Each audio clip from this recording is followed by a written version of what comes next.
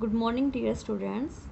आज हम डिस्कस करेंगे कि एक इकनॉमी में जो हमारी नेशनल इनकम और एम्प्लॉयमेंट है उसका इक्विलिब्रियम लेवल कैसे डिटरमाइन होता है। According to Keynesian theory, equilibrium level of income and employment is determined according to two conditions. In today's lecture, we will going to discuss the first condition. According to the first condition, in an economy, the equilibrium level of income is on that point where the aggregate demand is equal to aggregate supply.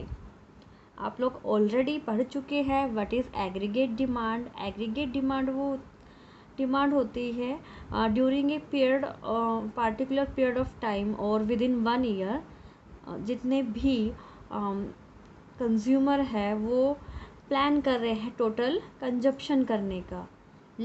इसी तरीके से aggregate supply क्या होती है, जो producers है वो plan कर रहे हैं कि विद इन 1 ईयर वो कितना प्रोडक्शन करेंगे। So according to Keynes, economy में इक्विलिब्रियम लेवल ऑफ इनकम और एम्प्लॉयमेंट उस पॉइंट पे एस्टेब्लिश होगा जहाँ पे हमारी एग्रीगेट डिमांड इक्वल टू किसके होती है, एग्रीगेट सप्लाई के।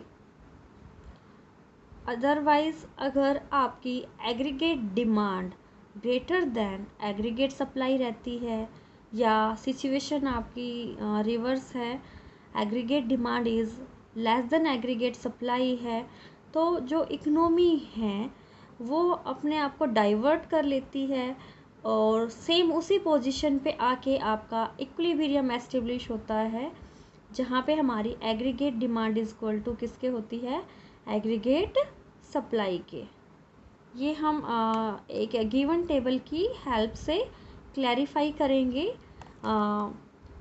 आपको different level of national income given है 3000, 4000 से 7000 तक। इसी तरीके से हमें इकनॉमी के अंदर एग्रीगेट डिमांड गिवन है।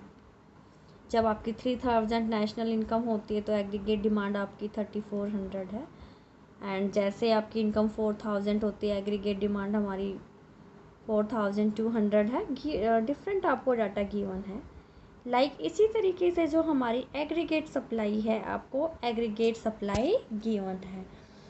जो आज हमने कंडीशन डिस्कस की है उस कंडीशन के अकॉर्डिंग इकोनॉमी में इक्विलिब्रियम आपका कब होगा, जो हमारी इक्विलिब्रियम लेवल ऑफ इनकम है वो आपकी क्या होगी। इक्विलिब्रियम लेवल ऑफ इनकम हमारी क्या होगी, 5000, just because on this level of income our aggregate demand is equal to aggregate supply. So it is our equilibrium point. So what happened if in our economy national income is 3000?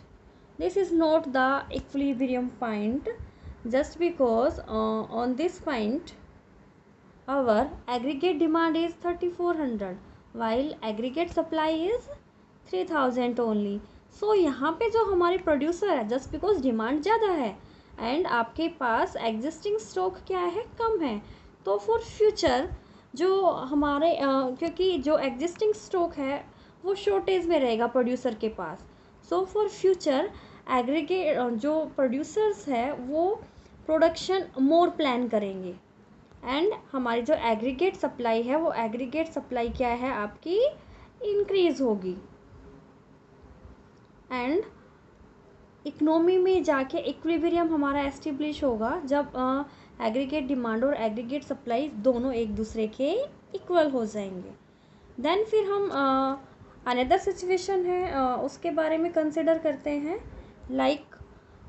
6000 अगर national income का level आपका 6000 है तो on level of 6000 our aggregate demand is 5800 while our aggregate supply is 6000। So यहाँ पे भी हमारा क्या है, इकनॉमी में ज़्यादा दिन तक ये कंडीशन आपकी नहीं रह सकती हैं जस्ट बिकॉज जो प्रोड्यूसर्स ने प्लान किया था कि वो 6000 यूनिट्स मैन्युफैक्चर करेंगे, बट जो एग्रीगेट डिमांड है वो ओनली कितना है 5800।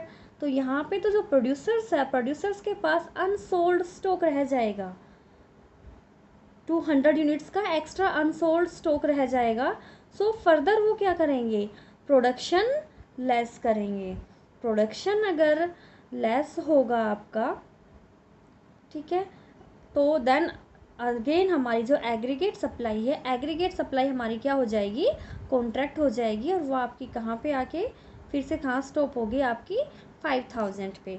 सो अगर टेम्परेरी इकोनॉमी में आपका डिस्टर्बेंस रहता है कि एग्रीगेट डिमांड और एग्रीगेट सप्लाई दोनों एक दूसरे के इक्वल नहीं है, तो वो टेम्परेरी आपका डिस्टर्बेंस हो सकता है।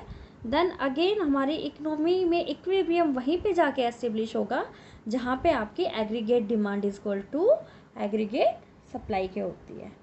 Thank you.